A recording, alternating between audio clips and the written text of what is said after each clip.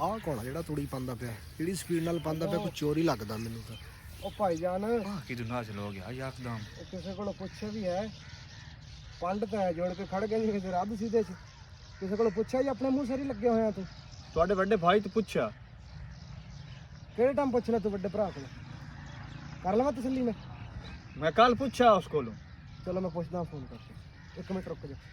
ਮਾਰਿਆ ਤਾਂ ਝੂਠ है अल्लाह मेरे पर्दे रखे। बड़ा घटिया बंदा झोली भौंदी पीछे तसलियां करने लग गया। शाला तो नंबर ही ना मेरे सोच। अस्सलाम वालेकुम। ओए हाल है ओए। हाँ भाई की हाल ने?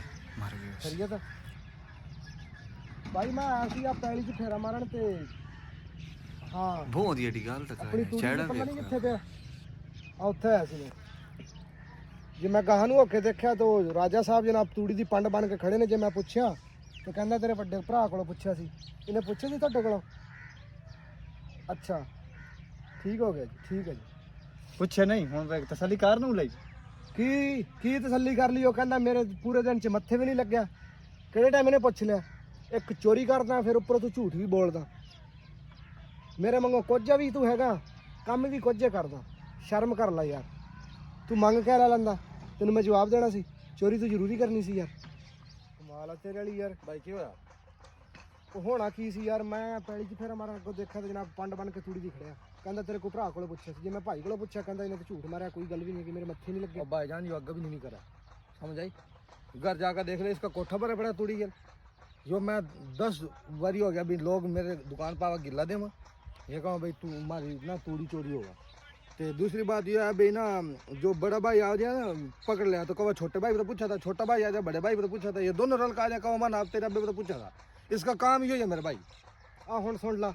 ये तो मेरा मुखालिफ है, इससे गल करनी है। मुखालिफ के मैं को तेरे इलेक्शन में मुकाबले में खड़े होगा खुदा के बंदे। हाँ तू एमपी ਦੀ ਸੀਟ ਲੜਦਾ ਪਿਆ, ਜਿਹੜੇ ਤੇਰੇ ਮੁਖਾਲਫ ਕਮਾਲ ਹੋ ਗਈ ਬਈ। ਉਹਨੇ ਗੱਲ ਸੱਚੀ ਕਰਤੀ, ਉਹਨੇ ਮੁਖਾਲਫ ਹੋ ਗਿਆ। अब भाई मैंने थार दोनों को ਸ਼ਰਮ कुछ ਕਰ नहीं ਲੈ लेना। ਯਾਰ, ਕੋਈ ਸ਼ਰਮ ਕਰ ਲੈ, ਸ਼ਰਮ ਕਰ ਲੈ।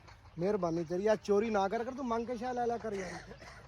ਅੱਜ ਤਾਂ ਤੂੰ ਇਹ ਕੰਮ ਕੀਤਾ, ਗਾਹਾਂ ਤੋਂ ਇਹ ਕੰਮ ਨਹੀਂ ਕਰਨਾ। ਚੀਜ਼ ਮੰਗ ਕੇ ਲੈ ਲੈਣੀ ਹੈ। ਤੁਸੀਂ ਮੰਗਾ ਦੇਂਦੇ ਹੋ? ਤੁਹਾਡਾ ਇਹੋ ਹਾਲ ਹੈ, ਇਹੋ ਇਲਾਜ ਹੈ। ਕਰ ਲੋ ਗੱਲ। ਇੱਕ ਚੋਰੀ ਨਾ ਮਾਫੀ ਨਾ ਸੋਰੀ, ਉੱਪਰੋਂ ਸੀਨਾ ਚੋਰੀ। ਬੱਲੇ ਹੋ ਚੋਰਾ, ਸ਼ਰਮ ਕਰ ਲੈ ਥੋੜਾ। ਅੱਲਾ ਹੁਣ ਗਲਤੀ ਦੀ ਮਾਫੀ ਦੇ ਵਾ। ਹੁਣ ਮੈਂ ਇਹੀ ਗੱਲ ਤੂੰ ਪਹਿਲੇ ਕਰ ਲੈਂਦਾ। ਅੱਜ ਤਾਂ ਤੂੰ ਇਹ ਕੰਮ ਕੀਤਾ, ਜੇ ਤੂੰ ਗਾਹਾਂ ਨੂੰ ਇਹ ਕੰਮ ਕੀਤਾ ਮੈਂ ਤੈਨੂੰ ਪੁਲਿਸ ਕੋਲੋਂ ਛਿੱਤਰ ਮਰਵਾਣੇ ਨੇ। ਤੈਨੂੰ ਪਤਾ ਪੁਲਿਸ ਕੁੱਟਦੀ ਵੀ ਬਹੁਤ ਆ। ਸ਼ਾਹ ਜੀ ਹੁਣ ਮਾਫੀ ਦਿਓ, ਬਾਤ ਨਾ ਕਰੇ ਸੁਣ। ਤੇ ਪੁਲਿਸ ਦੀ ਤੈਨੂੰ ਕਹਾਵਤ ਤੱਕ याद ही होनी कि पुलिस की मार से इंसान मर तो नहीं जाता, फरार। लेकिन चलने फिरने के अंदाज तो बदल जाते हैं। काका तेरे तो अंदाज पहले ही बड़े बदले हुए ने। इतना नहीं काम करना अगे तो काका। चल चक, ये चक लेगा सही।